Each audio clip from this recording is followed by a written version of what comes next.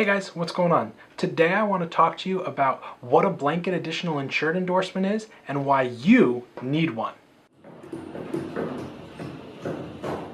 Hey, what's up guys? Rob McCarthy here with GRBM Insurance, and today we're going to talk to you about what a blanket additional insured endorsement is. A blanket additional insured endorsement is basically a requirement for every contractor. If you don't have a blanket additional insured endorsement, you're going to be paying each time you need to list someone as additional insured on your insurance policy, which if you weren't keeping track of before, you might start if you had to pay 50 or 100 bucks each time you needed one. The benefit of that blanket additional insured endorsement is anybody, whether it's the general contractor, the building owner, the tenants, anybody at all that you need to list as additional insured can be listed as additional insured with no charge. You pay one time, generally it varies based on the company, but as little as 100 bucks and as high as maybe 1,200 bucks depending on, the overall size of your policy. But it's a must-have. It allows you to just not have to worry about it. Honestly, it's far cheaper to just pay for the blanket additional insured up front instead of getting nickel and dimed each time you need a certificate. For example, on some projects, it just gets out of hand. One of our clients had over 50 additional insureds needed on just one certificate.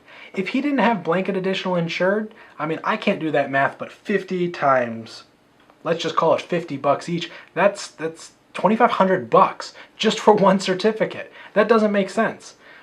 And that's just one job.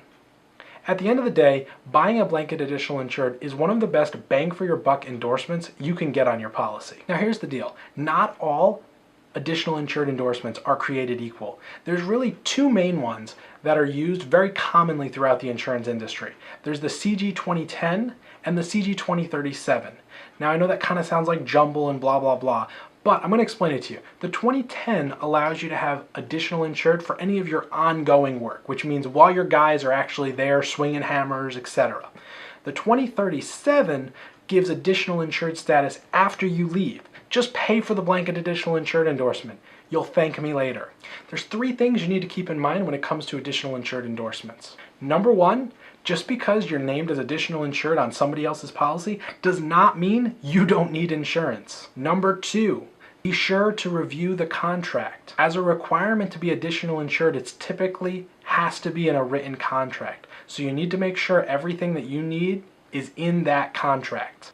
Number three, always ask for a copy of the additional insured endorsement. If you don't have a copy of it, you don't know how the wording is. If you're actually covered, if you're not, if it was just for a specific entity or something like that. You want to make sure that if you're hiring subs, they have the broadest possible additional insured endorsement, as that is to your advantage. If you aren't sure if you have blanket additional insured, or worse, if your subcontractors don't have blanket additional insured, schedule a call below.